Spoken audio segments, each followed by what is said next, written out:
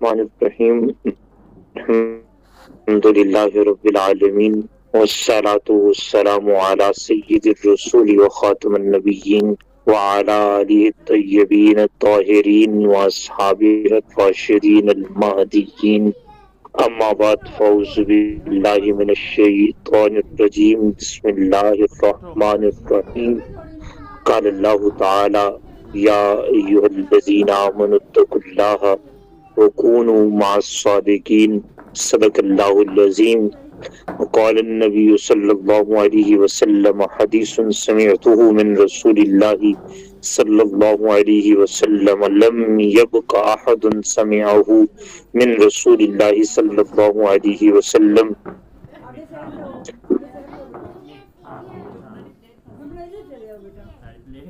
یہ آج کا جو ہمارا موضوع ہے حضرت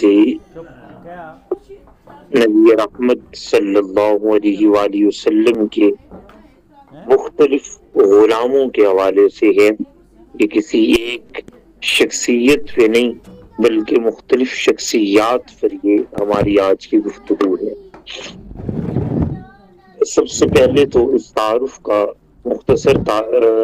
تعارف کا یعنی اس عنوان کا مختصر تعارف کروانے سے پہلے میں کچھ اور بات کرنا چاہوں گا. چونکہ ہماری اکثریت یہاں پہ جو موجود احباب ہیں ان میں سے اکثریت ایسی ہے جنہیں ان شخصیات کی اکثر لوگوں کے بارے میں کچھ خاص معلوم نہ ہو. تو آپ میرے سے سوال کر سکتے ہیں اور سوال کرنے کی آپ کو پوری اجازت ہے. نبات الجنہ کیا ہے؟ نبات الجنہ کسے کہتے ہیں؟ یہ بنیادی طور پہ ایک راستے کا نام ہے جس راستے پر علماء کی، صحابہ کرام کی اور اہل بیت اطہار کی کچھ افراد کی ایک جماعت مدفون ہے. اس وجہ سے اس راستے کی نسبت ان اہل اللہ سے کی گئی. اور تاریخی روایات میں اگر ہم اسرائیلی روایات کو دیکھیں، اسرائیلی روایات وہ روایات ہوتی ہیں جو قرآن و حدیث کے ورود و نزول سے پہلے زمانے میں موجود تھیں. یعنی آقا علیہ السلام کی بعثت سے قبل تاریخ نے جو چیزیں ہمیں دیں ہم نے انہیں اسرائیلی روایات کہا. اب پھر آگے ایک سوال یہ پیدا ہوتا ہے کہ کیا ہر اسرائیلی روایت کو درست تسلیم کیا جائے گا یا نہیں؟ تو اس کا جواب کہ ہر اسرائیلی روایت درست نہیں ہوتی، بلکہ وہی روایت درست ہے جو قرآن اور حدیث سے متعارض نہ ہو، یعنی اس کے خلاف نہ ہو. جو قرآن اور حدیث پاک کے اصولوں پر پورا اترے اس روایت کو ہم قبول کر لیتے ہیں اور دیگر روایات کو ہم ترک کر دیتے ہیں. اسرائیلی روایات کو قرآن پر پرکھنے کے لیے، قرآن کے اصول و ضوابط پر پرکھنے کے لیے بہت ساری کتابیں لکھی گئیں، جن میں سب سے اہم کتاب الاسرائیلیات والموضوعات فی کتب التفاسیر کے نام سے دکتور ابو شعبہ رحمۃ اللہ تعالی کی کتاب ہے. اگر کبھی فرصت ملے اور آپ لوگوں کو زبان عرب سے کچھ تھوڑی واقفیت ہو تو اس کتاب کا ضرور مطالعہ کیجیے گا. یہ بڑی کمال کی کتاب ہے. تو اسرائیلی روایات یہ کہتی ہیں کہ یہ جو ٹریک ہے، یہ جو راستہ ہے سارے نبات الجنہ، یہاں پہ اسرائیلی انبیاء کا گزر بسر ہوتا رہا، وہ یہاں پہ قیام پذیر رہے. اور جو اس زمانے کے اولیاء تھے، اکابرین تھے، اس زمانے کے عظیم لوگ تھے، ان کی قیام گاہ یہ راستہ ہوتا اور اکثریت یہاں اس راستے کے اطراف میں مدفون ہیں. اب چونکہ ان کے آثار اس انداز سے موجود نہیں تو اس لیے اس کا دفاع یا عدم دفاع وہ ممکن نہیں ہے۔ ہاں اتنا معلوم ہے کہ حضرت فاروق اعظم رضی اللہ تعالیٰ عنہ آپ کے زمانے پاک میں جب فوجوں کو یہاں اتارا جانا تھا اور مصر کی فتح کی بات آئی تھی، تو مصر کو جاننے والے جو لوگ وہاں دربار فاروقی میں موجود تھے، یہ مصر کے وہ لوگ جو دربار فاروقی رضی اللہ تعالیٰ عنہ میں ہوا کرتے تھے، انہوں نے حضرت فاروق اعظم سے یہ عرض کی کہ اے امیر المومنین، آپ کا لشکر بھلے پورے مصر کو تاراج کر دے، لیکن ایک راستہ ایسا ہے جس پہ کسی کو کچھ نہ کہا جائے اور اس راستے کو باقی رکھا جائے۔ آپ نے پوچھا کہ وہ کون سا راستہ؟ تو اسپیسیفکلی اس ٹریک کو، یہ جو ایک راستہ ہے، اس راستے کو انہوں نے مینشن کیا اور کہا کہ یہ راستہ ہمارے نزدیک نبات الجنہ کہلاتا ہے۔ اور پھر حضرت فاروق اعظم نے اپنی فوج کو، اپنے لشکر کو یہ حکم دیا کہ تم لوگوں نے نبات الجنہ کو کچھ نہیں کہنا۔ اور جب ہم دیکھتے ہیں کہ حضرت عقبہ بن عامر الجہنی رضی اللہ تعالیٰ عنہ آپ کو دوبارہ سے مصر بھیجا گیا۔ میں ان شخصیات کے تعارف کی طرف آتا ہوں، حضرت عقبہ بن عامر کون ہے ادھر پھر آتا ہوں۔ حضرت عقبہ بن عامر الجہنی جب دوبارہ سے مصر میں آتے ہیں دوسری مرتبہ، تو پھر آپ بھی اسی راستے کو اختیار کرتے ہیں اور اسی کو اپنی قیام گاہ بناتے ہیں، اور 14 صدیاں بیت گئیں۔ عقبہ بن عامر رضی اللہ تعالیٰ عنہ آج بھی اسی راستے پہ مدفون ہیں۔ تو یہ راستہ نبات الجنہ یعنی جنت کی کیاری کہلاتا ہے۔ جنت کی یہ کیاری ہے۔ اس جنت کی کیاری میں کچھ ایسے لوگ ہیں جو ہم سب کا عقیدہ و ایمان ہے کہ یہ ایسی شخصیات ہیں جنہیں دنیا میں ہی اللہ رب العزت نے جنت عطا فرما دی۔ یہ یہاں پہ رہتے ہوئے بھی جنت میں ہیں اور اللہ کی بارگاہ میں ہیں تو وہاں پر بھی جنت میں ہیں۔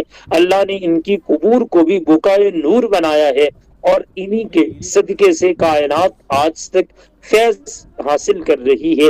تو یہ نبات الجنہ کا تعارف ہے۔ آپ اگر اس راستے کو کبھی مصر آئیں، دیکھنا چاہیں، تو مسجد السیدہ عائشہ، یہ حضرت سیدہ عائشہ رضی اللہ تعالی عنہا کی مسجد ہے۔ یہاں پہ آپ کا مزار پر انوار ہے، اور سیدہ عائشہ یہ حضرت امام جعفر الصادق رضی اللہ تعالی عنہ کی شہزادی ہیں، لخت جگر ہیں۔ تو یہاں جب مسجد سیدہ عائشہ آ جائیں تو آپ انہیں کہیں کہ مجھے امام شافعی اور حضرت عقبہ بن عامر کی بارگاہ میں جانا ہے، تو یہ آپ کو ایک ٹریک پہ لے آئیں گے، اور یہ ٹریک پھر پورا اسی راستے کا آپ کو آگے میں تفصیل کے ساتھ بتاتا ہوں کہ اس راستے پہ پھر آپ کو کیا کیا ملنے والا ہے۔ تو اس کے لیے طریقہ یہ اختیار کیجئے، جب کبھی آئیں، زندگی آپ کو موقع دے اور آپ مصر آئیں تو آپ اس راستے کو وزٹ اس لیے کیجئے گا کہ یہ راستہ تو جنت کی کیاریوں میں سے ایک کیاری ہے۔ حضرت عقبہ بن عامر کی مزار پر انوار کے پاس آپ آ کے رکیں، اور یہاں سے واپس پھر آپ پیدل پلٹنا شروع کریں۔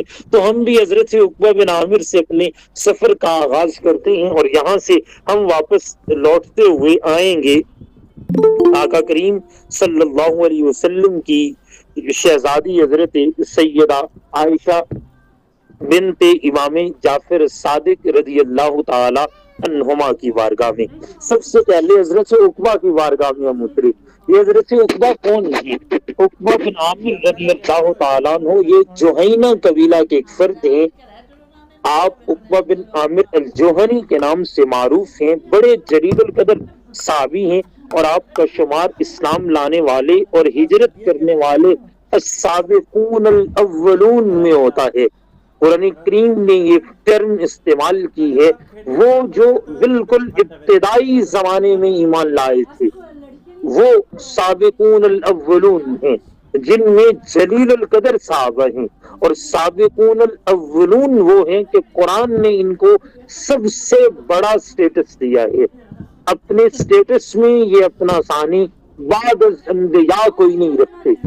السابقون الاولون میں حضرت عقبہ بن عامر الجوہنی رضی اللہ تعالیٰ عنہ کا شمار ہوتا ہے۔ آپ ہجرت کرنے والوں میں بھی ہیں، آپ نے ہجرت فرمائی اور آقا علیہ السلام کے حوالے سے آپ کی پہلی ملاقات کو اور آپ کی بارگاہ ناز میں حاضر ہو کر اسلام کے قبول کرنے کو عقبہ بن عامر الجوہنی خود ارشاد فرماتے ہیں۔ آپ فرماتے ہیں کہ جس وقت رسول پاک صلی اللہ علیہ وسلم مدینہ تشریف لائے، میں اپنی بکریاں چرا رہا تھا، آپ کی آمد کی خبر سن کر کے بکریوں کو چھوڑا اور بارگاہ نبوت صلی اللہ علیہ وسلم نے حاضری دی، بیعت کی خواہش ظاہر کی تو آپ نے مجھ سے ہجرت پر بیعت فرمائی۔ صحابہ کرام میں سے حضرت ابن عباس، حضرت ابو ایوب انصاری اور حضرت ابو امامہ رضی اللہ تعالیٰ عنہ وہ ایسے تین جلیل القدر صحابی ہیں جنہوں نے حضرت سے عقبہ بن عامر رضی اللہ تعالیٰ عنہ سے احادیث کو روایت کیا، اور بھی بہت سے نام ہیں مگر یہ تین اسپیسیفک بڑے نام ہیں جو حضرت عقبہ سے حضور کے فرامین کو روایت کرنے والے ہیں۔ آپ ماہر تیر اندازوں میں شمار ہوتے تھے اور آپ کو اللہ نے یہ شان عطا کی تھی کہ آقا کریم صلی اللہ علیہ وسلم کے سفر کے خادم تھے۔ آپ کی سواری کو حضرت عقبہ بن عامر پکڑ کے چلایا کرتے تھے۔ حضور جس خچر پہ سوار ہو کر کے سفر کرتے، اس کی رکابیں، اس کی لگامیں حضرت عقبہ بن عامر الجوہنی کے ہاتھ میں ہوتی۔ آپ کا شمار اصحاب صفا میں سے ہوتا ہے۔ صفا کی تعلیم و تربیت میں آپ باکمال عالم، فقیہ، کاتب اور مستقبل کے رہنما بن کر کے نکلے۔ اب جن کا استاد ہی کائنات کا سلطان ہو، وہ کیسے لوگ ہوں گے، کیسی شخصیت ہوں گے؟ تو آپ کے تو استاد میرے کریم آقا صلی اللہ علیہ وآلہ وسلم تھے۔ حضرت ابو سعید یونس آپ کے بارے میں فرماتے ہیں کہ حضرت عقبہ رضی اللہ تعالیٰ عنہ قاری، عظیم قاری، انتہائی خوش العان، آپ کی آواز میں اللہ نے رقت کو، حسن کو، کمال کو رکھا تھا۔ جسٹ ایک منٹ کی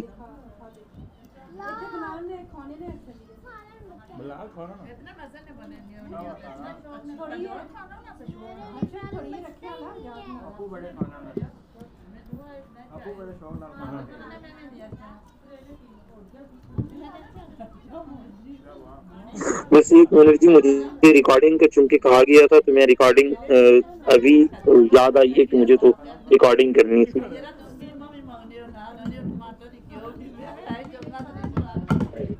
یار موبائل چاہیے، میں ریکارڈنگ کرنی ہے، ہاں جلدی کر۔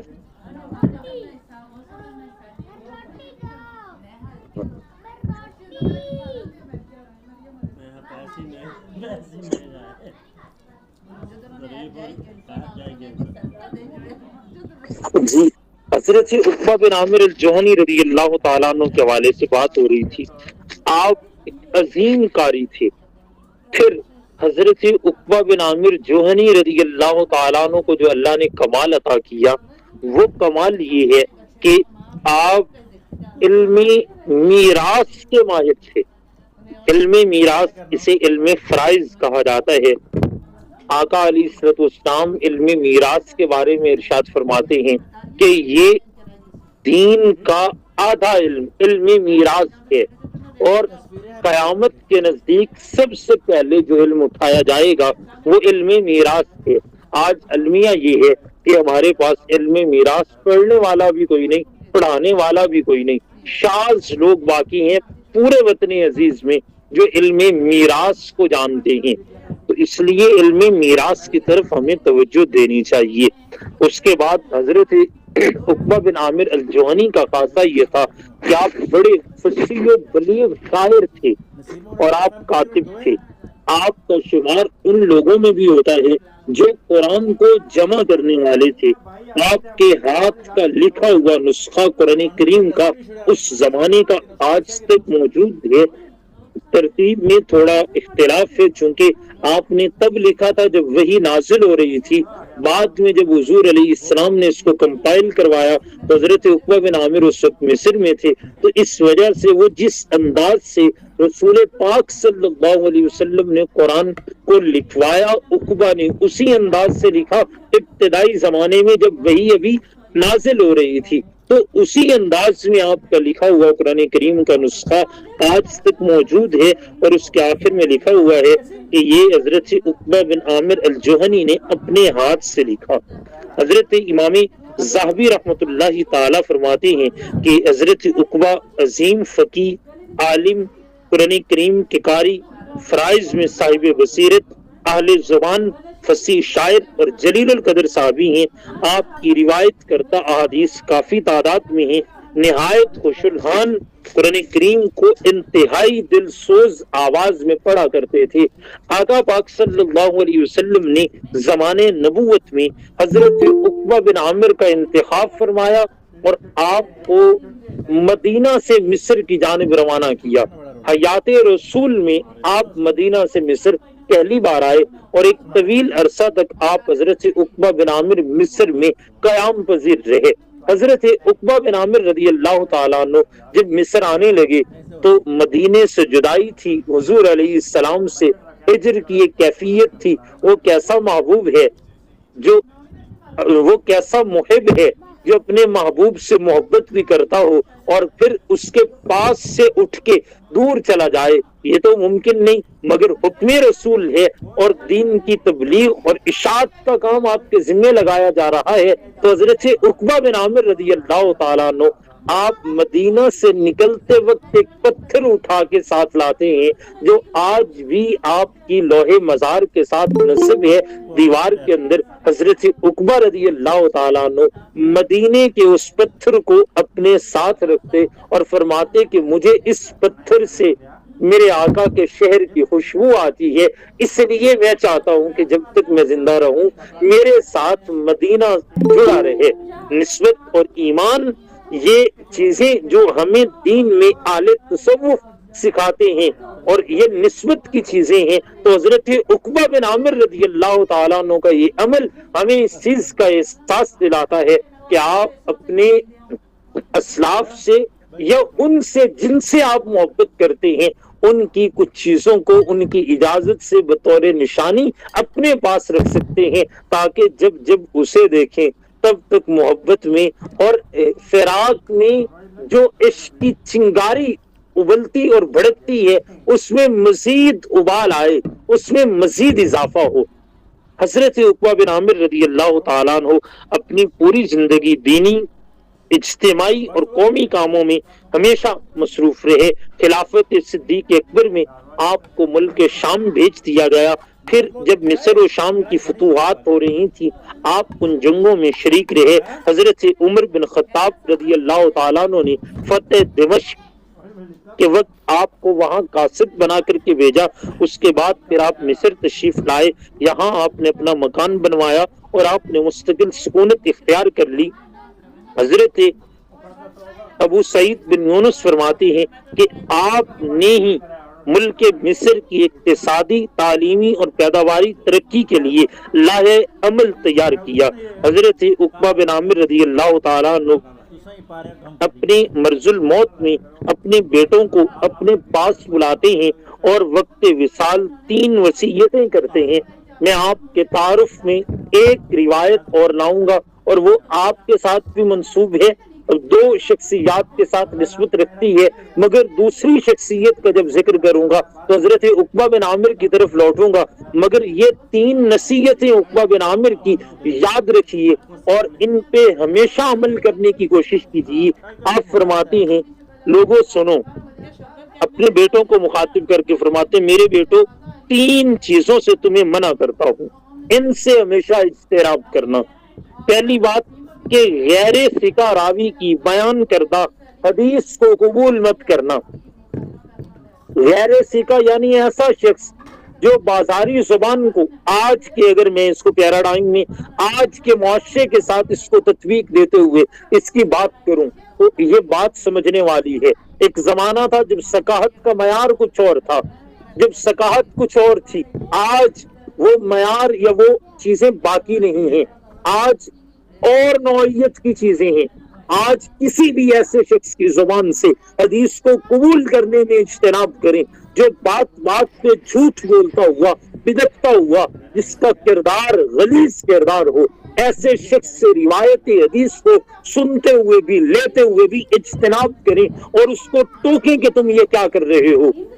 ایک طرف اللہ کے دین کا کھلواڑ کرتے ہو، آپ کا اپنا کردار یہ ہے، اپنے کردار کو سنوارو۔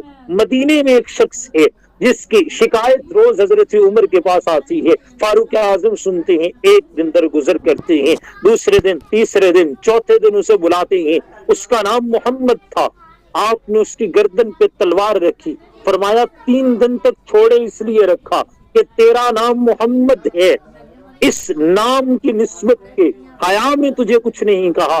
آج عمر گردن پہ فقط تلوار رکھ کے تجھے وارن کر رہا ہے، وارننگ دے رہا ہے، یا اپنے نام کو بدلو یا اپنے کام کو بدلو۔ اب کی اگر شکایت آئی تو عمر تمہاری گردن سر سے الگ کر دے گا۔ تو ہمیں ان چیزوں کا، جب ہم نسبت رسول کا حیا نہیں کریں گے تو پھر ہمیں ممبر پہ بیٹھنے کا بھی کوئی حق نہیں، ہمیں واعظ و نصیحت کرنے کا بھی کوئی حق نہیں، نبی پاک کے فرامین کو بیان کرنا ہے تو پھر ہمیں اپنی ثقافت کے لیے اپنے کردار کو درست کرنا ہوگا۔ آپ نے پہلی نصیحت یہ کی کہ بیٹا کبھی بھی غیر ثقہ راوی کے بیان کردہ حدیث کو قبول نہ کرنا۔ دوسری بات آپ نے کی، آپ نے فرمایا کہ پھٹے پرانے کپڑے پہن لینا مگر کوشش کرنا کہ کسی سے قرض نہ لیا جائے۔ اور تیسری نصیحت کہ شعر گوئی میں دلچسپی نہ لینا کیونکہ اس سے تمہارے دل قرآن سے غافل ہو جائیں گے۔ اب یہ اس زمانے کے شعر گوئی جو فقط محبوب کے حسن کو اجاگر کیا جاتا تھا، اور ایسے اشعار آقا علیہ السلام نے ترغیب دی ہے جو انقلاب کے لیے، نصیحت کے لیے، تربیت کے لیے ہوں، مگر ایسے اشعار سے اجتناب کیا جائے جو ہمیں راہ ہدایت سے بھٹکانے والے ہوں۔ یہ 3 نصیحتیں حضرت عقبہ بن عامر الجہنی رضی اللہ تعالیٰ عنہ آپ کی یاد رکھتے ہوئے ذرا یہ آگے بڑھتے ہیں۔ آپ کے دامن سے جب نکلتے ہیں تو ایک لحظ مبارک اور بھی ہے، مگر اس لحظ مبارک کے حوالے سے کوئی مصدقہ روایت نہیں۔ ایک نسبت بڑی عجیب سی وہاں پہ ہے، اور وہ کیا ہے؟ یہ معروف ہے وہاں پہ کہ یہ حضرت عمر بن عاص رضی اللہ تعالیٰ عنہ کا مزار ہے۔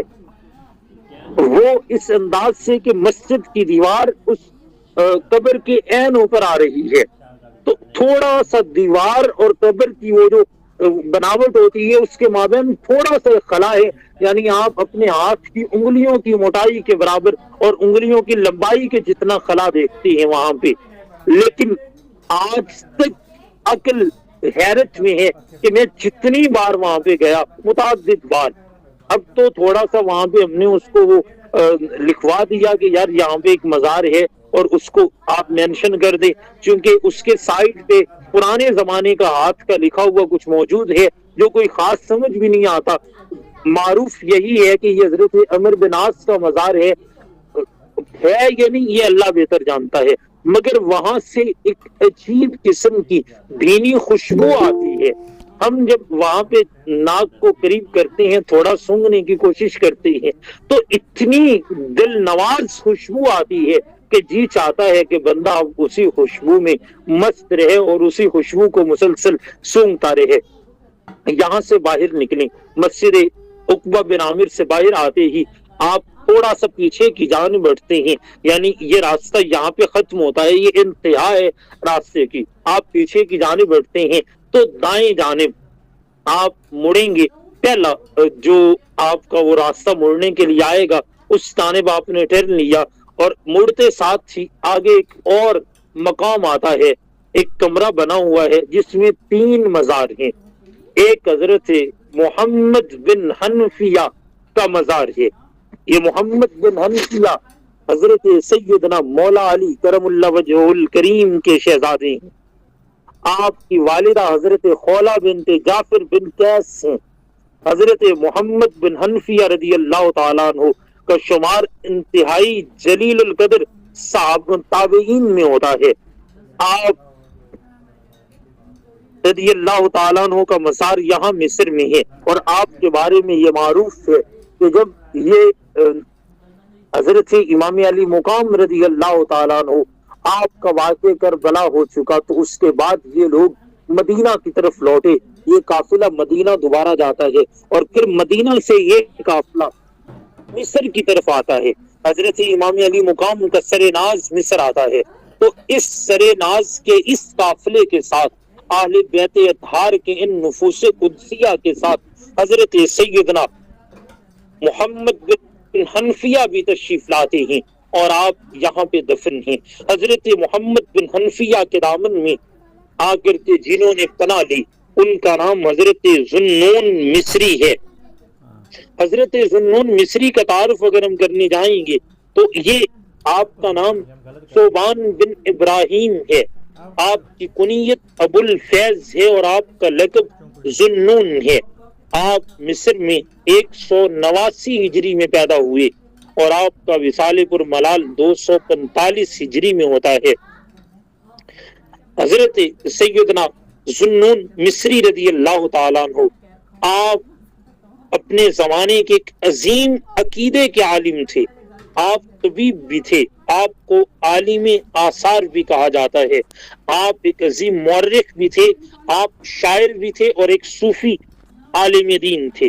حضرت ذوالنون مصری آپ نے حضرت مالک بن انس سے، حضرت لیث بن سعد سے اور حضرت عبداللہ بن لہیعہ ان 3 جلیل القدر لوگوں سے علم دین کو حاصل کیا اور ان کی بارگاہ ناز میں بیٹھ کے آپ نے بے شمار چیزیں سیکھی۔ حضرت ذوالنون مصری فرماتے ہیں کہ محبت کرنی ہے تو اللہ سے کرو، بغض رکھنا ہے تو اس کو کم کر کے اللہ کی وجہ سے کسی سے بغض کرو۔ اور یہ حدیث رسول کا مفہوم ہے کہ تمہاری محبت کا معیار بھی ذات خدا اور ذات رسول ہو، اور تمہارے تعلق کی انتہا بھی ذات خدا کی وجہ سے ہو یا ذات مصطفیٰ صلی اللہ علیہ وسلم کی وجہ سے ہو۔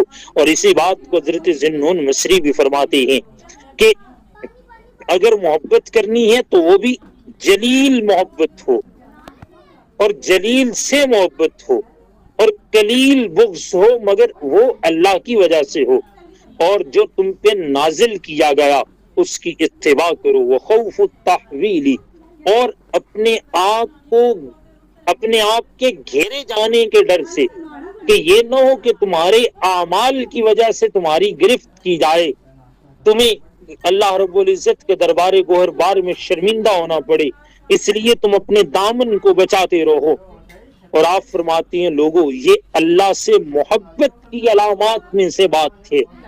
لوگ کہنا کہ ہم دیکھیں کہ کیا اللہ سے محبت بھی کرتے ہیں، یا دنیا میں کون ایسا شخص ہے جو اللہ سے محبت کرتا ہے، تو یہ علامت کیا ہوگی محبت کی؟ تو آپ فرماتے ہیں کہ وہ متابعت حبیب اللہ، کہ وہ شخص اللہ کے محبوب کی اتباع کرنے والا ہوگا۔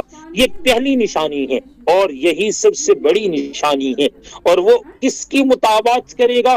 فی اخلاق ہی، سب سے پہلے حضور کے اخلاق کی اتباع کرنے والا ہوگا، پھر وافعال ہی، پھر حضور علیہ السلام کے کاموں کی اتباع کرنے والا ہوگا، وأوامر ہی، اور حضور علیہ السلام کے احکام کی، جو آپ صلی اللہ علیہ وسلم نے جن کاموں کے کرنے کا حکم دیا ان کاموں کے کرنے کی وہ مطابقت کرے گا، ان کاموں کو سر انجام دے گا۔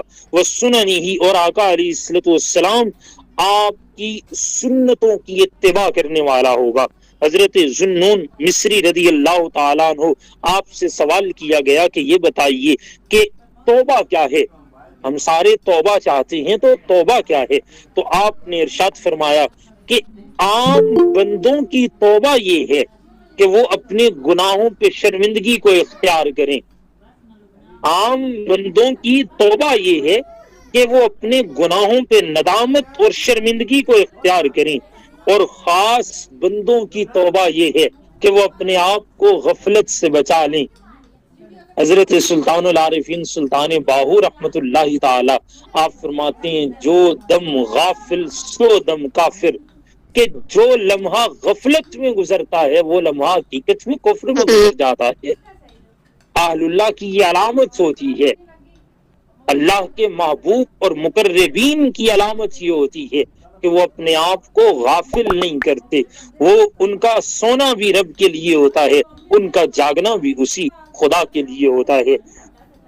حضرت سیدنا ذوالنون مصری رضی اللہ تعالیٰ عنہ، آپ کا میں نے جیسے بتایا کہ 248 ہجری میں وصال پر ملال ہوتا ہے۔ چونکہ دامن وقت میں اتنی وسعت گنجائش نہیں کہ میں ساروں کا تعارف بڑا تفصیلی کرواؤں، اس لیے اب اختصار کے ساتھ آگے بڑھتا ہوں۔ اس کے بعد حضرت رابعہ العدویہ ہیں۔ حضرت رابعہ العدویہ کے بارے میں دو تین جو رائے پائی جاتی ہیں، ایک تو یہ کہ یہی حضرت رابعہ بصریہ ہیں، لیکن یہ کوئی اتھینٹک رائے نہیں ہے۔ آپ کے بارے میں جب ہم نے تحقیق کی، آپ کو پڑھا، تو ہم نے دیکھا کہ 4 رابعات تھیں۔ ایک رابعہ بصرہ میں ہے، ایک رابعہ فلسطین میں ہے، ایک رابعہ ملک شام میں ہے، اور چوتھی رابعہ یہ ہیں جو العدویہ کے نام سے ہیں۔ اور اللہ رب العزت نے ان چاروں رابعات کو انفرادی شان عطا کی ہے۔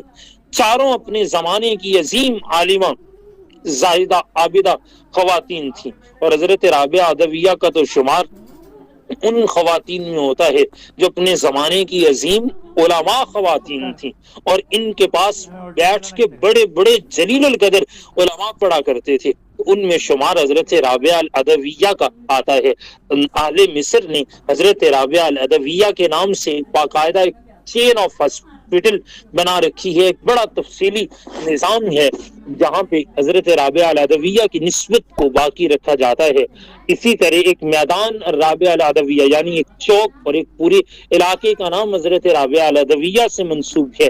اور اس کے علاوہ حضرت رابعہ العدویہ کی تکریم کا، آپ کی تعظیم کا باضابطہ یہاں پہ سلسلہ ہے جو چلتا رہتا ہے۔ تو یہ تینوں مقام ایک ہی عمارت کے اندر ہیں۔ ان دنوں وہاں پہ مسجد بن رہی ہے، مسجد کا کام ہو رہا ہے۔ حضرت رابعہ العدویہ، حضرت ذوالنون مصری، اور سب سے بڑا نام حضرت محمد بن حنفیہ کا، جو حضرت مولا علی کرم اللہ وجہہ الکریم کے لخت جگر نور نظر ہیں۔ یہاں سے جب آپ تھوڑا اور پیچھے ہٹیں گے تو آپ کو ایک ایسا شخص ملتا ہے جسے دنیا امیر المومنین فی الحدیث کے لقب سے یاد کرتی ہے، جسے دنیا حافظ الحدیث کہتی ہے، جسے دنیا شیخ الاسلام اور امام المحدثین اور حافظ فی الحدیث کے لقب سے یاد کرتی ہے۔ آپ کا مکمل نامی نامی اسمی گرامی احمد بن علی بن محمد بن محمد بن علی بن محمود بن احمد بن احمد الکرانی الاسقلانی المصری الشافعی ہے۔ اور آپ جتنے لوگ موجود ہیں یقیناً آپ کو جانتے ہوں گے کہ ابن حجر اسقلانی نام کا ایک بندہ دنیا میں 8 صدیاں پہلے آیا تھا۔ 15ویں صدی عیسوی کے نصف اول تک آپ زندہ رہے۔ 14ویں صدی عیسوی کے نصف اول کے آخر سے لے کر کے 15ویں صدی عیسوی کے نصف اول تک آپ موجود رہے۔ آپ ایک عظیم محدث ہیں۔ آپ کا کام اتنا کمال کا ہے کہ آپ جیسا سبق، آپ جیسا علم ہمیں کہیں نظر نہیں آتا۔ حافظ ابن حجر اسقلانی رحمت اللہ تعالی، آپ کی زندگی کا اگر مطالعہ کیا جائے تو پوری زندگی دین کی اشاعت اور دین کی ترویج میں گزری۔ آپ شارح بخاری ہیں۔ آپ نے ایک عظیم کتاب لکھی جسے دنیا فتح الباری کے نام سے جانتی ہے۔ یہ آپ کی کتابوں میں سب سے بڑی کتاب مانی جاتی ہے۔ آپ شارح بخاری ہیں، اور آپ کے تلامذہ میں سب سے بڑا نام امام عبد الرحمن السخاوی رحمت اللہ علیہ تہذیب آپ کی کتاب ہے۔ لسان المیزان ہے، درر الکامنہ فی آیان المئۃ الثامنہ یہ آپ کی کتاب ہے، اور بے شمار کتابیں جو آپ کی اس زندگی کا حصہ ہیں۔ آپ کے شیوخ میں ابراہیم بن احمد التنوخی آتے ہیں، صدر الدین بن عبد الرزاق الصفتی آتے ہیں، الشہاب ابن الفقی الخیوطی آتے ہیں، پھر آپ نے سراج الدین بلکینی سے پڑھا، ابن ملکن سے پڑھا، الابناسی سے، عز الدین بن جماع سے، فیروز آبادی سے، شمس الدین بن عبد الرزاق الغماری سے، اور بہت سے ایسے نام ہیں کہ میں اگر یہ نام گنتا چلا جاؤں تو انسان دنگ رہ جاتا ہے۔ اور اسی طرح اگر آپ کے تلامذہ کو دیکھا جائے تو شمس الدین عبد الرحمن السخاوی، برہان الدین بقائی، امام زکریا الانصاری جو فقہ شافی کے جنہیں شافی وقت کہا جاتا تھا، امام زکریا انصاری، ابن خدیری التقی، ابن فہد المکی، امام کمال بن حمام، امام ابن حمام کے نام سے حنفی عالم دین جو معروف ہیں، اور یہ شافی ہیں وہ حنفی ہیں، دیکھیے کمال، اور یہ سارے ایک دوسرے سے پڑھتے پڑھاتے ہیں۔ قاسم بن قتلوبغہ ابن طغری، ابو ذر ابن البرہان الحلبی ابن مزنی، بہت ساری ایسی شخصیات ہیں جنہوں نے آپ سے پڑھا۔ حضرت حافظ ابن حجر اسقلانی کی پوری زندگی تدریس میں گزری، جس میں آپ تفسیر، حدیث، فقہ پڑھایا کرتے تھے۔ آپ کے پاس افتاء اور خطابت کا فن بھی تھا، یعنی لوگ آپ سے فتویٰ لینے کے لیے آیا کرتے تھے۔ 819 ہجری میں آپ جامعہ الازہر کے خطیب کی حیثیت سے آپ کا نام چنا گیا، اور آپ ایک زمانے تک جامعۃ الازہر شریف میں خطابت کے فرائض بھی سر انجام دیتے رہے۔ جامع امر ایک زمانے تک آپ نے خطابت کے فرائض کو سر انجام دیا۔ آپ 800 ہجری میں دارالفتاء کو سنبھالتے ہیں، مفتی کی مسند پہ بیٹھتے ہیں، اور 827 ہجری تک آپ نے مصر کی سرزمین پہ بیٹھ کے 27 برس تک مفتی اعظم مصر کو گزارا۔ بہت ساری چیزیں ایسی ہیں جو ابن حجر اسقلانی کے تعارف میں اور بھی ذکر کی جا سکتی ہیں۔ حضرت امام ابن حجر اسقلانی کی بارگاہ میں جب آپ سلام کر لیں تو یہاں سے آپ تھوڑا اور پیچھے ہٹیں گے اور اپنی دائیں جانب کو تھوڑا سا سفر کریں گے، چند قدم چلنے کے بعد ایک شخص کا مقام آئے گا جسے دنیا لیس بن سعد کے نام سے جانتی ہے۔ حضرت لیس بن سعد رضی اللہ تعالیٰ عنہ، یہ کون ہیں؟ آپ کا نام لیس کنیت ابو الحارث سے، لیس بن سعد بن عبد الرحمن الفہمی المصری، ہجری میں مصر کی ایک بستی کرکشندہ میں پیدا ہوئے۔ یہ بستی مصر سے 4 فرسخ کے فاصلے پر تھی۔ آپ کے اجداد کا تعلق اسپہان سے ہے۔ قبیلہ کیس علان کا ایک خاندان بنو فام ہے، اس کی طرف نسبت کرتے ہوئے آپ کو فامی بھی کہا جاتا ہے۔ اور اگر دیکھا جائے تو لیس بن سعد وہ عظیم شخص ہیں جن کے اساتذہ میں جلیل القدر تابعین آتے ہیں۔ حضرت عطا بن ابی رباح، حضرت ابن ابی ملیکہ، نافع العمری، سعید بن ابو سعید المقبری، امام ابن شہاب الزہری، ابو زبیر المکی، اور دیگر بہت سارے لوگ ہیں جو حضرت امام لیس بن سعد کے اساتذہ میں جن کا شمار ہوتا ہے۔ آپ خود صاحب فقہ ہیں، جس طرح اہل سنت والجماعہ میں آپ پڑھتے ہیں کہ یہ 4 لوگ اصحاب فقہ تھے، یعنی فقہ حنفی میں امام اعظم ابو حنیفہ، فقہ شافی میں امام شافی کا نام آتا ہے، فقہ مالکی میں حضرت امام مالک بن انس کا نام آتا ہے، حضرت مالک رضی اللہ تعالیٰ عنہ کا نام نامی اس میں گرامی آتا ہے، پھر امام احمد بن حنبل۔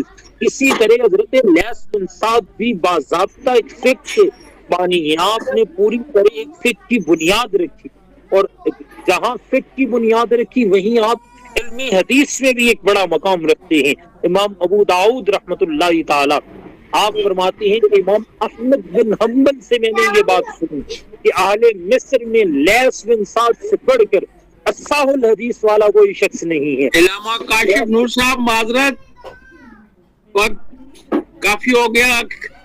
آپ نے کہا تھا کہ آپ سے جتنے سوال کرنا چاہیں لوگ سوال بھی کرنا چاہیں گے، تو 2 حصوں میں بانٹ لیجئے اپنے مقالے کو، دیکھیے جس طرح آپ مناسب سمجھیں۔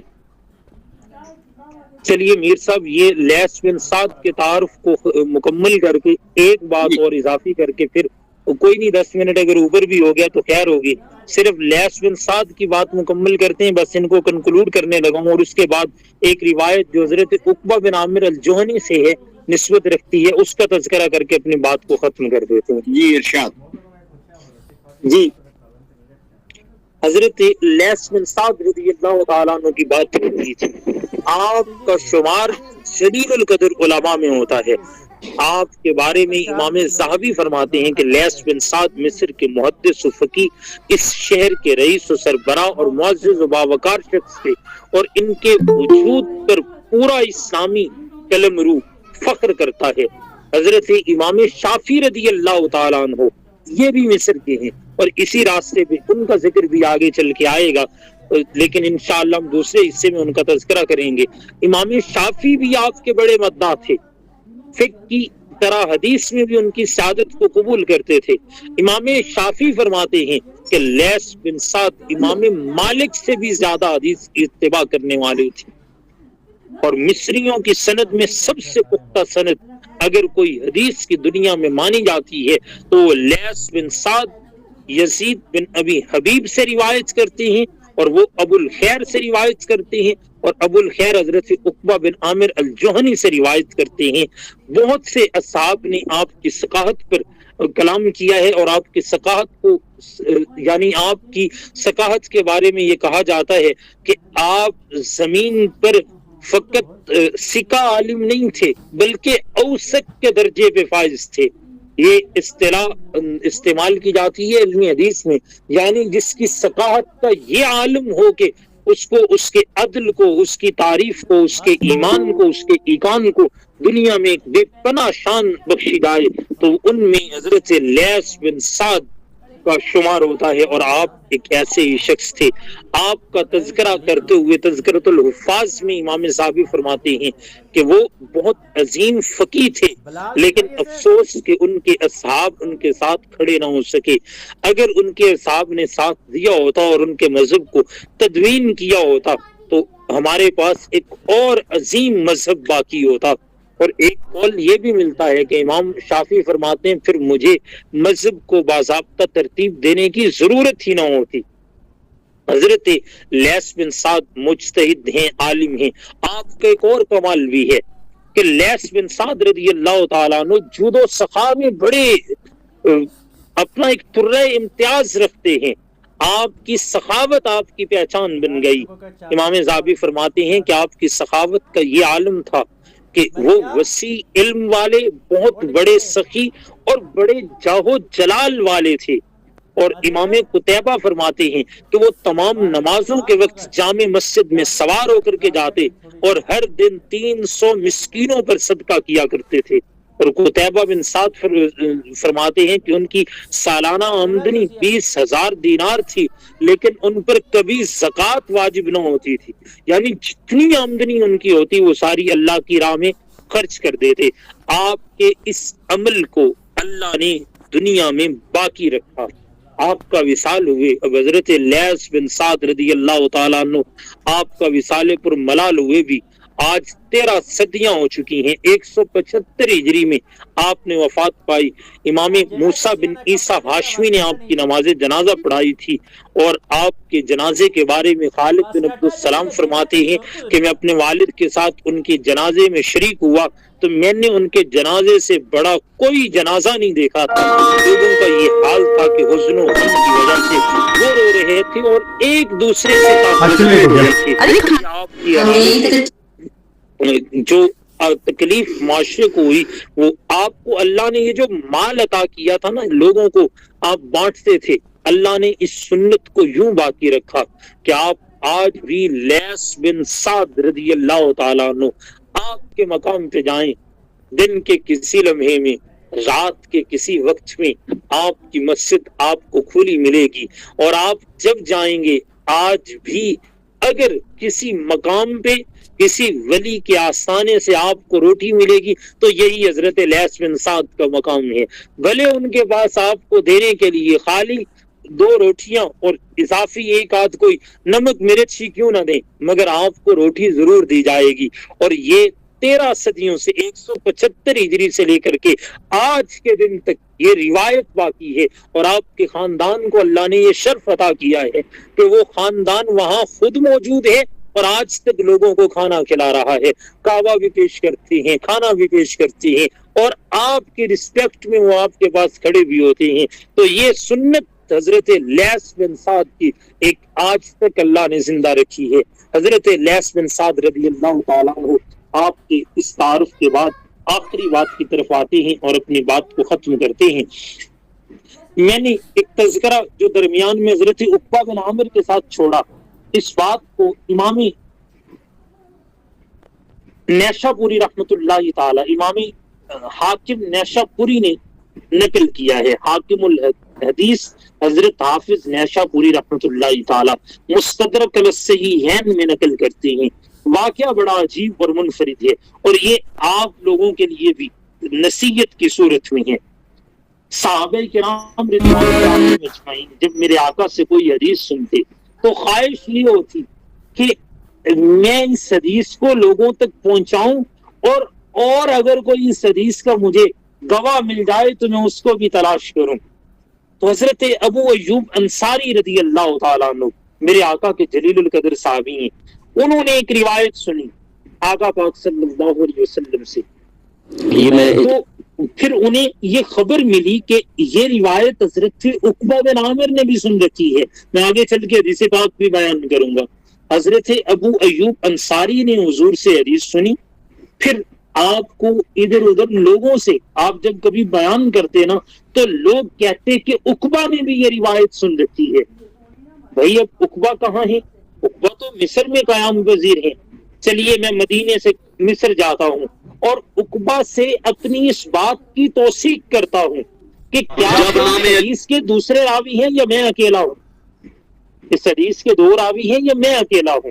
حضرت سے ابو ایوب انصاری رضی اللہ تعالیٰ عنہ آپ کی زندگی عمر کا آخری دور ہے، کبر سنی کا عالم ہے، دشوار گزار سفر ہے، لیکن وارفتگی یہ شوق کہ نہ بڑھاپے کا اطمینان محسوس ہوا، نہ راستے کی دشواریاں حائل ہوئیں۔ مہینوں سفر کرتے آپ مصر پہنچے۔ اس وقت مصر کے گورنر حضرت مسلمہ بن مخلد انصاری رضی اللہ تعالیٰ عنہ تھے۔ وہاں پہ آپ نے نزول اجلال فرمایا۔ امیر مصر نے دریافت کیا، جب وہ اسلام دعا حال احوال پوچھ لیے تو اس نے سوال کیا، ما جاء بک یا ابا ایوب، اے ابو ایوب کیسے مصر آنا ہوا؟ تو آپ نے فرمایا، حدیث سمعتہ من رسول اللہ صلی اللہ علیہ وسلم، میں نے رسول اللہ صلی اللہ علیہ وسلم سے ایک حدیث سنی تھی، لم یبقى احد سمعہ من رسول اللہ صلی اللہ علیہ وسلم، اور اتفاق کی بات یہ ہے کہ اور کسی نے یہ حدیث نہیں سنی، یہ والی جو روایت ہے یہ کسی نے نہیں سنی غیری میرے علاوہ، وغیر عقبہ بن عامر، اور عقبہ بن عامر کے علاوہ، یعنی مجھے یہ خبر ملی ہے کہ یہ اکیلا میں ہوں اور دوسرے عقبہ بن عامر ہیں، عقبہ بن عامر نے یہ حدیث سن رکھی ہے۔ تو فبعث من یدلنی علی منزلہ، تو میں یہاں اس لیے آیا ہوں کہ یہ حدیث حضرت عقبہ بن عامر سے اس کی توثیق کر لوں، تصدیق کر لوں کہ جو میں نے سنا انہوں نے بھی وہی سنا، اس بات کی تصدیق کرنے کے لیے آیا ہوں۔ تو ایسا کر میرے ساتھ ایک بندہ بھیج، مجھے عقبہ بن عامر کہاں جانا ہے، یعنی میں تم سے ملنے نہیں آیا، یہاں قیام کرنے کی غرض سے نہیں آیا، مجھے تو عقبہ بن عامر سے ملنا ہے، وہاں تک جانے کا میرا انتظام کرو۔ کیا استغنا ہے کہ گورنر کے دروازے پہ کھڑے ہو کر کے اس کے لیے کوئی بات نہیں کرتے، فرماتے ہیں او والی مصر مجھے وہاں جانا ہے، جاؤ میرے لیے بندے کا انتظام کرو۔ آگے جناب حضرت ابو ایوب انصاری رضی اللہ تعالیٰ عنہ حضرت عقبہ بن عامر کے دولت قدے پہ ملے، معانقہ کیا۔ پہلا سوال حضرت عقبہ بن عامر نے بھی کیا، ما جاء بک یا ابا ایوب، اے ابو ایوب کس غرض سے آئے ہو؟ اب حضرت ابو ایوب انصاری رضی اللہ تعالیٰ عنہ نے فرمایا کہ حدیث سمعتہ من رسول اللہ صلی اللہ علیہ وسلم لم یبق احد سمعہ من رسول اللہ صلی اللہ علیہ وسلم وغیرک فی ستر المؤمن۔ پوری روایت نہیں ذکر کی، یہ اسلوب تھا کہ میں روایت، چونکہ مجھے تو معلوم ہے، اب یہی روایت عقبہ سے بھی سننی ہے۔ فرمایا عقبہ ایک روایت میں نے رسول اللہ سے سنی اور میرے علاوہ اور کوئی نہیں جس نے سنی ہے یا آپ نے سنی ہے، اور وہ مومن کی پردہ پوشی کے متعلق ہے۔ تو آپ ذرا بتائیے کہ وہ روایت کیا ہے؟ حضرت عقبہ بولے قال عقبہ نام، ہاں جی، سمعت رسول اللہ صلی اللہ علیہ وسلم، میں نے رسول اللہ صلی اللہ علیہ وسلم سے سنا، یقول، آپ نے فرمایا، من ستر مؤمنا علی خزیہ، جو تمہاری فائلوں میں گاؤں کا موسم گلابی ہے، مگر یہ آنکڑے جھوٹے ہیں، یہ دعویٰ کتابی ہے، ادھر جمہوریت کی ڈھول پیٹے جا رہے ہیں وہ، ادھر سترہ اللہ یوم القیامت، قیامت کے دن اللہ اس کا پردہ رکھے گا۔ میرے آقا کا فرمان، دنیا میں تم کسی مومن کی رسوائی پر، رسوائی کی بات پر پردہ پوشی کرو، قیامت کے دن خدا تمہارے رسوائی کے امور پہ پردہ پوشی فرمائے گا۔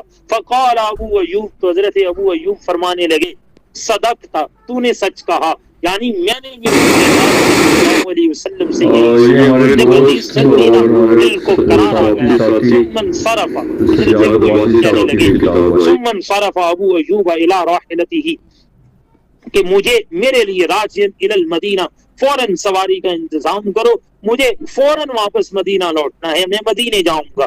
یعنی حضرت ابو ایوب انصاری رضی اللہ تعالیٰ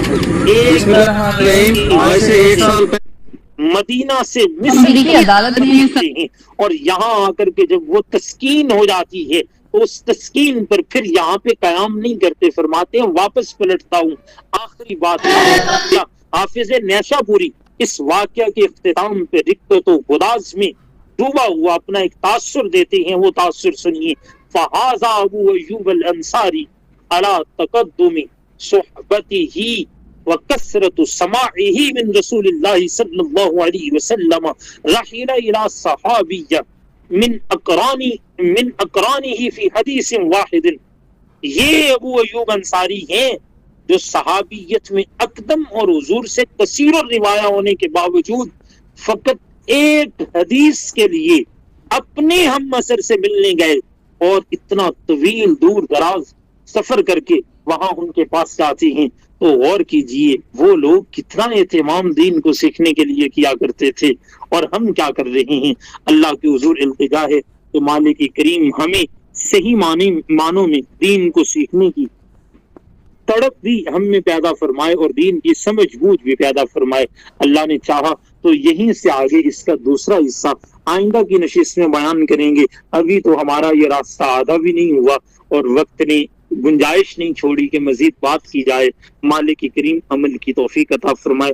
آخر دعوانا ان الحمدللہ رب العالمین۔ شکریہ جناب کاشف نور صاحب، آپ تو معلومات کا ایک دریا ہے، سمندر ہے، بہتا جا رہا ہے۔ اب وقت ہمارے پاس ختم ہو گیا، منتظم سے میں اجازت لے رہا ہوں۔ کیا میں صدارتی خطبے کی طرف جاؤں یا آپ کی اجازت ہے سوالات لینے کا؟ ڈاکٹر یاسر حسین ستی صاحب۔ جی امیر صاحب سوال لے لیں، کیونکہ کاشف صاحب نے ابتدا میں کہا تھا کہ سوال پوچھے جائیں، اور یقیناً کچھ لوگ سوال پوچھنا چاہ رہے ہوں گے، تو سوال ہو جائیں، اور پھر صدارتی خطبہ جو ہے وہ تھوڑا مختصر کر لیں گے، کیونکہ اگلی دفعہ پھر انہوں نے اسی ٹاپک کو لے کے آگے چلنا ہے، تو صدارتی خطبہ آگے انشاءاللہ اگلی نشستوں میں ان سے ہم کہیں گے کہ اسی کو طویل کر لیں۔ تو آج سوال جواب جتنے ہو سکتے ہیں وہ کر لیے جائیں، صدارتی خطبہ مختصر ہو جائے۔ بہت شکریہ جی، اب جن صاحبان نے تبصرہ فرمانا ہے، سوال کرنا ہے، وہ ہاتھ کا نشان بنائے تاکہ میں ایک ایک کر کے صاحبان کو پکارتا جاؤں۔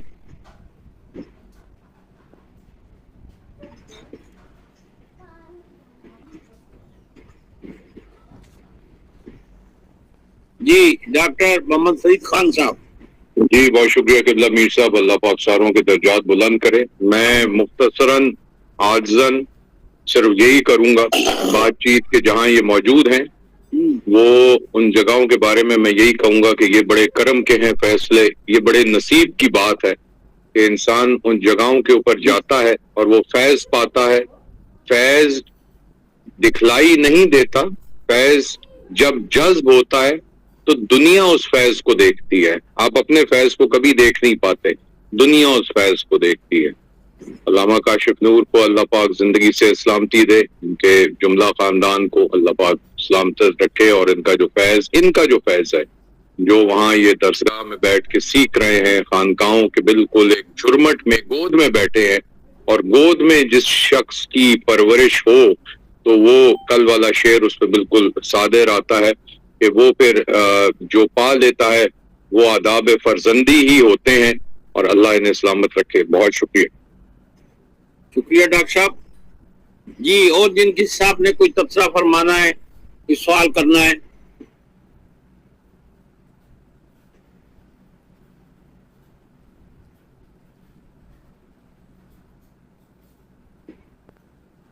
میرے حال میں کوئی صاحب نہیں کرنا چاہتے تو پھر صدارتی خطبے کی طرف بڑھتے ہیں.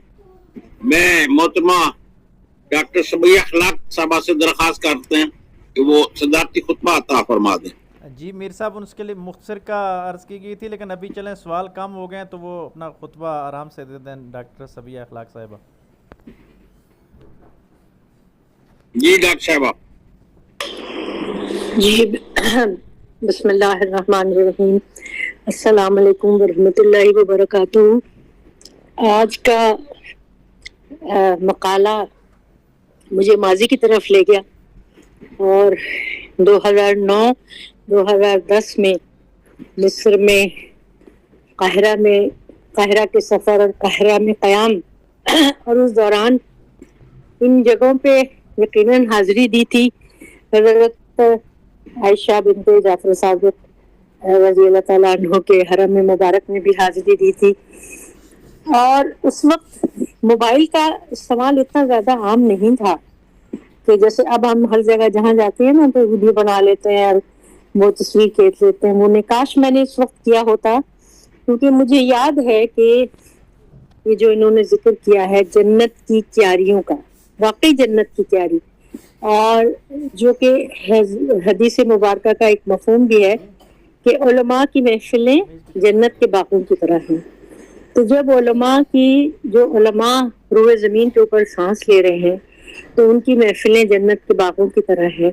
تو یقیناً جب وہ علماء زیر زمین جاگونی ہوتے ہیں تو وہ پھر جنت کی کیاریاں بن جاتے ہیں.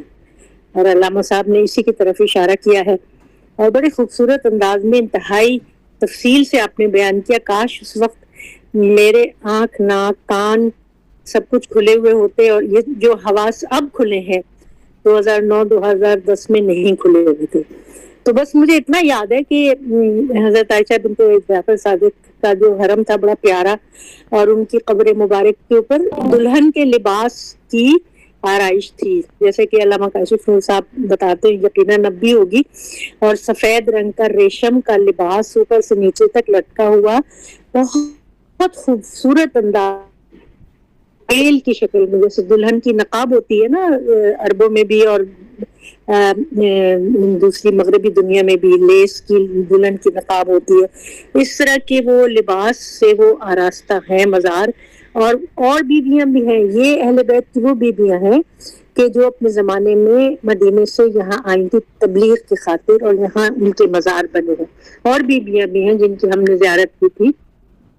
اور راس الحسین جو آپ بتایا جناب کاشف نور صاحب نے کہ محمد بن حنفیہ کا جو ذکر کیا اور اس کے بعد جو سارے ذکر کیے، تو بہت مزہ آیا یہ باتیں ساری سن کے. اور ہمارے بہت سارے سوال جو تھے وہ تھے اور بہت ساری تشنگی رہ گئی اس حوالے سے. کاش موقع ملے کہ ہم مصر آئیں اور وہاں آ کے حاضری دیں، اور جنت کے ان باغوں میں، جنت کی کیاریوں میں، جیسے کہ انہوں نے بتایا وہاں مہک آتی ہے، خوشبو آتی ہے، یقیناً آتی ہوگی کہ جہاں ایسے ایسے علماء اور محدثین اور عالم اور موجود ہیں. حضرت عقبہ بن عامر کا جیسے ذکر کیا، اصحاب صفہ میں شمار مہار تھامنے والے تھے، اور اتنا قرب حضور صلی اللہ علیہ وآلہ وسلم کے ساتھ کہ جامع قرآن بھی تھے اور ہاتھ کا نسخہ بھی آپ نے لکھا تھا.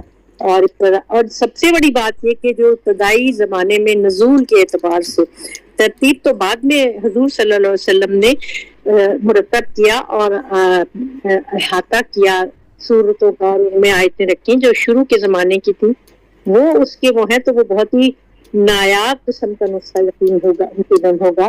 اور یہ بھی بات ہے کہ دیکھیے یہاں ایک بات جو بھی علامہ کاشف نور صاحب نے بتائی کہ وہ مدینے سے آ رہے تھے تو اپنے ساتھ مدینے کا ایک پتھر لے آئے تھے، اور پتھر لائے، وہ کتنا وہ ان کو عزیز ہوگا، کتنا وہ محبت کرتے ہوں گے.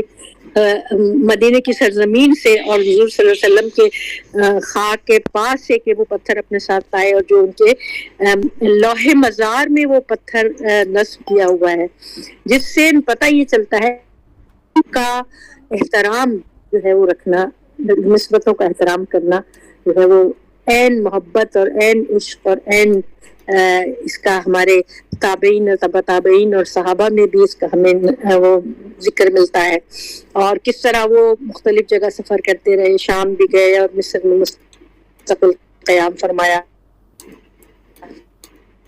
بن عامر کی آپ نے بتایا، وہ بڑی زبردست چیزیں ہیں کہ راوی کا ثقہ ہونا کتنا ضروری ہے۔ اور دیکھیے جو گھڑی ہوئی حدیثوں کے حوالے سے یا بادشاہوں کے ہاتھوں میں بکے ہوئے قلموں کے حوالے سے، اور اس طرح جو فتنہ پیدا ہوا، اور پھر وہ تو الحمدللہ مسلمانوں نے علم الرجال کو ترتیب دیا، جس کی کتنی شرائط ہیں کہ راوی کا جو ہے اس کا حسب نسب، اس کا علم، اس کا کردار، اس کی کس طرح اس کی شہرت تھی اور کیا تھی، اس کے بعد حدیث کو، اور پھر سلسلہ کہاں سے کہاں کس نے کیا کہا، وہ بہت عظیم علم ہے مسلمانوں کی کرنا۔ آپ کی یہ وہ تھی، پھر پھٹے پرانے کپڑے پہن لینا لیکن قرض نہ لینا، وہ جو تھا۔ اچھا، یہاں بڑی دلچسپ بات ہے کہ شعر گوئی میں منع کیا انہوں نے، عقبہ بن عامر نے اپنے بیٹوں کو شعر گوئی میں دھیان نہ دینا۔ اچھا، یہاں استثناء آتا ہے، میں سمجھتی ہوں، اور علامہ صاحب بھی اس بات پہ یقیناً میری اس بات کو یقیناً اس پہ ایگری کریں گے، اور اس سے وہ کہ شعر بذات خود شعر گوئی اس میں اللہ کا استثناء آتا ہے، کہ دیکھیے ہم سب یہاں بیٹھے ہیں اور ہم ہفتے میں کتنی مرتبہ علامہ اقبال کے اشعار پہ بات کرتے ہیں، گفتگو کرتے ہیں اور سوچ بچار کرتے ہیں، اور ان کے فلسفے اور ان کی نصیحتیں اور ان کی گہری نظر اور زمانے کے اوپر ان کی نظر، اور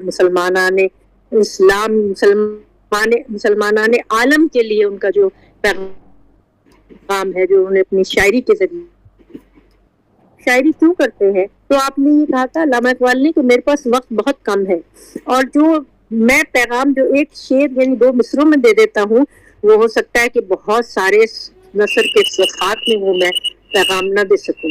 مثال کے طور پر ایک شعر جو ہے، لے گئے تسلیس کے فرزند میراث خلیل، خشت بنیاد کلیسا بن گئی خاک حجاز۔ تو اس میں یہ کہ یہ ایک شعر میں 1000 سال کی تاریخ علامہ اقبال نے بیان کر دی۔ تو یہاں بھی یہی ہے کہ اصل اس کی روح کو سمجھنا، کہ اس شاعری میں دھیان مت دینا کہ جو فضولیات یا لغو گوئی کے حوالے سے آتی ہے، لیکن باقی دوسری شاعری جو ہے اس کا وہ تو مستحسن ہے۔ اچھا، اب یہاں جو کیاری کا ذکر کیا ہے علامہ صاحب نے، جو بہت ہی خوبصورت ہے، کہ مسجد عقبہ سے آگے آئیں تو پھر وہاں پہ 3 جلیل القدر آپ کو وہ خبریں نظر آتی ہیں، محمد بن حنفیہ کی، اور محمد بن حنفیہ کا عظیم الشان کیا مدینے سے مکہ اور مکہ سے کربلا کا، تو اپنی جو وصیت اور نصیحت تھی وہ اب جناب محمد ابن حنفیہ کے حوالے کر کے گئے تھے، اور ان کو وہاں چھوڑ کے گئے تھے مدینے میں، خواتین اور ان کی دیکھ بھال کے لیے ان کو چھوڑ کر گئے تھے، ان کے بھائی تھے یہ، اور ان کا بہت بڑا مرتبہ اور بہت بڑا مقام ہے۔ اس کے بعد جی یہ تاریخ میں اس پہ اختلاف ہے کہ راس الحسین جو مصر میں جو مسجد بنی ہوئی ہے، جہاں وہ کہتے ہیں کہ امام حسین علیہ السلام کا سر یہاں دفن ہے، اس پہ تاریخ میں سمجھتی ہوں اختلاف ہے، کیونکہ جو حرم مبارک کربلا معلیٰ میں ہے امام حسین علیہ السلام کا، اس کے وہاں پہ جو قبرہائے مبارک ہیں شہداء کی، اور جو ہم زیارت کا شرف الحمدللہ حاصل ہوا حضرت عباس کی، اور بین الحرمین ہے امام حسین علیہ السلام کی قبر مبارک ہے، حضرت عباس کی ہے، پھر شہداء گئے، پھر اور دوسرے لوگوں کی قبریں وہاں ہیں۔ تو ایک روایت کے تحت یہ ہے کہ سر مبارک بھی بعد میں امام زین العابدین علیہ السلام کا جب قافلہ جب قید سے چھوٹ کر آپ آئے تھے، تو آپ نے سر مبارک بھی لا کے وہیں کربلا میں دفن کر دیا تھا، جس میں مبارک کے ساتھ واللہ عالم بالصواب۔ میں اس حوالے سے کوئی حتمی بات نہیں کر سکتی، نہ مجھے علم ہے، لیکن یہ راس الحسین کی جو بات ہے، یقین یہ بھی کہا جا سکتا ہے کہ چونکہ بنی امیہ کی حکومت نے قافلہ اسیروں کے قافلے کو جگہ جگہ پھرایا تھا، سب جگہ لے کے گئے تھے، اور سرائے شہداء جو تھے وہ نیزوں پر بلند تھے. تو یہ بھی ایک امکان ہے کہ ہو سکتا ہے کہ سر مبارک سید الشہداء مصر بھی آیا ہو. میں اس حوالے سے کسی بھی قسم کا کوئی بیان دینے سے گریز کروں گی، مجھے علم نہیں ہے، لیکن یہاں ذکر نکلا تو میں نے آپ کے سامنے ذکر کر دیا. پھر جناب ذوالنون مصری کا تو عظیم مقام ہے صوفیوں میں، اور ان کے حوالے سے ہم لوگ جب کراچی یونیورسٹی سے جب ہم پی ایچ ڈی کر رہے تھے تو وہاں پہ ذوالنون مصری کا ذکر آتا تھا، اور اکثر ان کے اقوال اور ان کی توبہ کے حوالے سے بھی جو ذکر ہوا وہ بڑا عظیم الشان ہے. پھر رابعہ بصری، یہ جو بات رابعہ، دیکھیے دلچسپ بات یہ ہے کہ رابعہ ربا سے وہ بھی اس میں بھی 4 معنی آتے ہیں، اور علامہ کاشف نور صاحب نے بھی 4 رابعہ کا ذکر کیا، رابعہ بصری، رابعہ فلسطینی، رابعہ مصری، رابعہ مصری. تو یہ رابعہ ادویہ علماء میں سے تھیں، اور اہل مصر میں یہ بہت بڑی بات ہے کہ وہاں اہل مصر نے ایک چین آف ہاسپٹل بنائی ہے ان کے نام سے، ان کے نام کو زندہ رکھنے کے لیے. اور پھر دوسری بات آپ نے جو کی یہاں، ہاں جو یہ ذکر کیا آپ نے ان کا جناب ابو ایوب انصاری کا، بس اس پہ میں اپنا گفتگو کو ختم کروں گی، وقت بھی ہو گیا. بہت عظیم الشان یہ بات ہے، بہت خوبصورت. اور دیکھیے جناب ابو ایوب انصاری وہ عظیم انسان ہے کہ جہاں پہ حضور صلی اللہ علیہ وسلم کی اونٹنی جا کر رک گئی تھی جب آپ نے ہجرت فرمائی تھی قصوہ، اہل مدینہ بہت خواہش مند تھے کہ حضور ہمارے پاس قیام کریں، ہمارے پاس قیام کریں، اور آپ نے فرمایا تھا کہ جہاں قصوہ جا کر رک جائے گی میں اللہ کے حکم سے وہیں قیام کروں گا. تو قصوہ جا کے جناب ابو ایوب انصاری کے گھر پر رک گئی تھی. اور ابو ایوب انصاری وہ صحابی ہیں حضور کے کہ جن کے پاس پرانا 1000 سال پرانا خط جو تھا وہ بادشاہ کا وہ موجود تھا جو آپ نے حضور کو دیا تھا. آپ کا بہت بڑا مرتبہ ہے. تو یہ روایت سن کر تو بہت روح پرور روایت اور بہت خون میں اضافہ ہوا کہ اس زمانے کے علماء اور اس زمانے کے عاشقان رسول کا یہ حال تھا کہ وہ ایک حدیث کی تصدیق کے لیے مدینے سے مصر کا سفر کرتے ہیں. اور اس زمانے کی سفر کی سہولتوں کا بھی آپ لوگ اندازہ کر لیں کہ کتنے مشکل سفر تھے. آج کے زمانے کے سفر نہیں ہے کہ آپ نے جہاز میں ٹکٹ لیا اور آپ بیٹھ گئے اور قاہرہ ایئرپورٹ پر اتر گئے اور چلے گئے، ایسا نہیں تھا، بہت مشکلات تھی. لیکن کیا عشق تھا، اور کیا علم کی جستجو تھی، اور کیا تحقیق کی جستجو تھی، اور کیا تکریم تھی، اور کیا وہ تھا اللہ کے رسول کے قدموں میں بیٹھنے کی اور ان کے اقوال کی تصدیق کی. کیا شوق تھا کہ دیکھیں وہ سفر کرتے ہیں اور صرف اس حدیث مبارکہ کی تصدیق کر کے خوش ایسا لگتا ہے جیسے ان کو جنت مل گئی ہے، جس کے وہ واپس آ جاتے ہیں.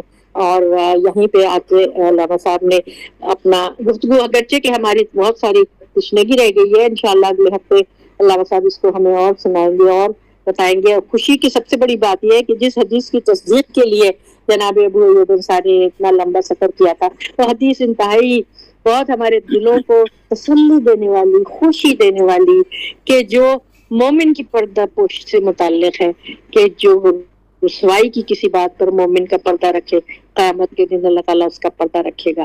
اور یہ یہاں پہ میں اپنی گفتگو کو ختم کرتی ہوں. مجھے نہیں پتا تھا کہ مجھے آج اس پہ گفتگو کرنی پڑے گی، اور میری آنکھوں کے سامنے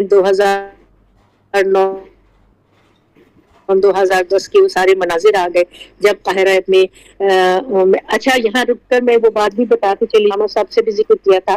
اس وقت میں کراچی یونیورسٹی کر رہی تھی اور میرے پاس کراچی یونیورسٹی کے سرٹیفکیٹس بھی تھے اور بہت ساری فائلیں بھی تھیں، لیکن وہ زمانہ ایسا شورش والا زمانہ تھا کہ میں جامعۃ الازہر میں وزٹ کرنا، جامعۃ الازہر میں جا کے زیارت کرنا میری بہت بڑی آرزو تھی.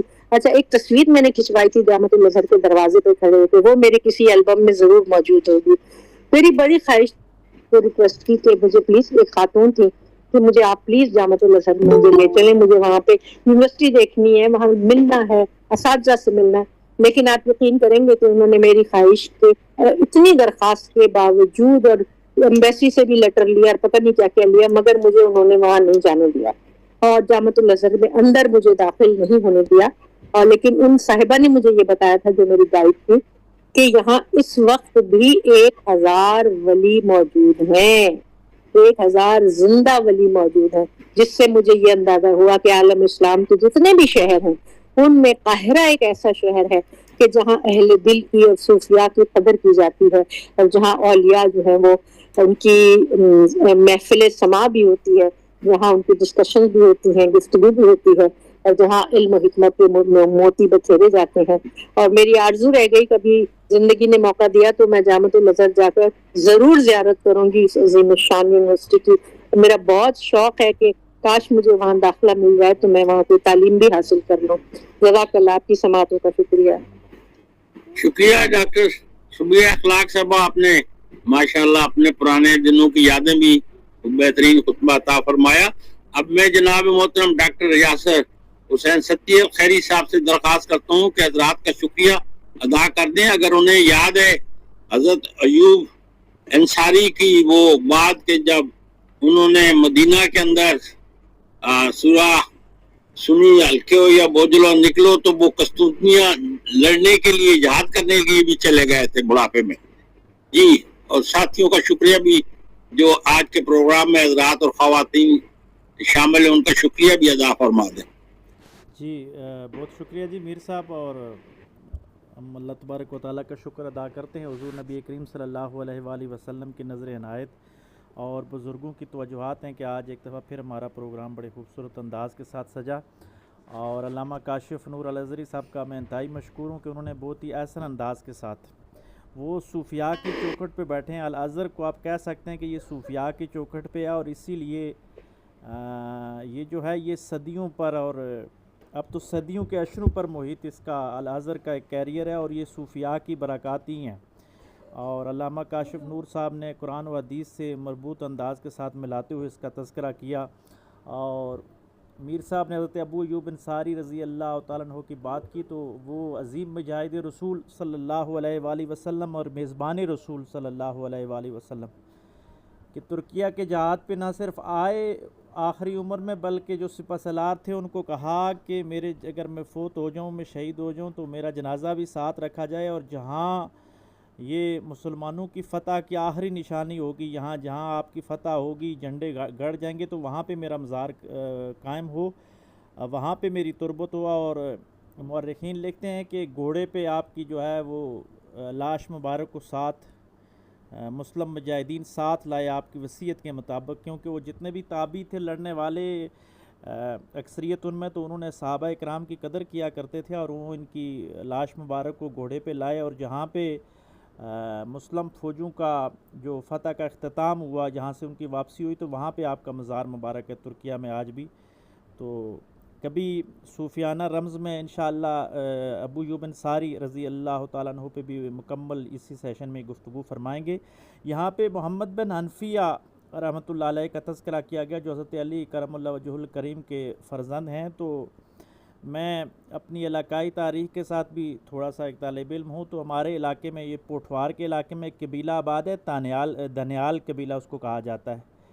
تو یہ آپ اگر لہتراڑ روڈ پہ جائیں، اسلام آباد سے جو پنڈی سے لہتراڑ روڈ جاتی ہے کوٹلی ستیاں کی طرف اور آگے کشمیر جاتی ہے، تو بالکل ہی آپ جو ہی اسلام آباد کی حدود کراس کرتے ہیں تو آگے ایک جگہ آتی ہے دنی پیر، وہاں پہ محمد بن حنفیہ رحمۃ اللہ علیہ کے فرزند، ان کو ہماری لوکل زبان میں دنی پیر کہا جاتا ہے، تو ان کا مزار ہے، اور اس علاقے میں آ کے انہوں نے بھی دین اسلام کی تبلیغ کی، اور ان کی اولاد آج تک آباد ہے جو مری، کہوٹا، کوٹلی ستیاں اور پنڈی کے گرد و نواح میں آباد ہے، جن کو دانیال برادری کے نام سے یاد کیا جاتا ہے۔ تو یہ بھی اس کے ساتھ ایک بات مجھے یاد آئی تو میں نے کہا آپ سب کے ساتھ شیئر کرتا چلوں، اور اسی پہ یہ اختتام کرتے ہیں۔ ڈاکٹر فرید خان صاحب کا بھی بہت شکریہ کہ انہوں نے مختصر مگر جامع انداز کے ساتھ اپنی روحانی علافتوں کو ہمارے ساتھ شیئر کیا، اور ڈاکٹر سویہ اخلاق صاحبہ نے کمال صدارتی خطبہ ارشاد فرمایا۔ اللہ تبارک و تعالیٰ ان سب علم و عرفان سے بھرپور ہستیوں کے درجات بلند فرمائے، ان کا سایہ ہمارے سروں پہ قائم و دائم فرمائے۔ جتنے بھی حضرات و خواتین شامل ہوئے میں سب کا مشکور ہوں۔ انشاءاللہ ہفتہ بھر پھر پروگراموں میں ملاقات ہوتی رہے گی، اور اگلے جمعرات کو کاشف نور الازہری صاحب ہی اسی جو ٹاپک ہے اس کو انشاءاللہ اس کا جو بقیہ حصہ ہے وہ مکمل فرمائیں گے۔ سبحان ربک رب العزت عما یصفون وسلام علی المرسلین والحمد للہ رب العالمین۔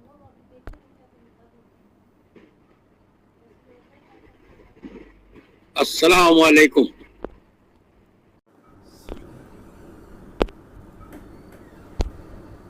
हाँ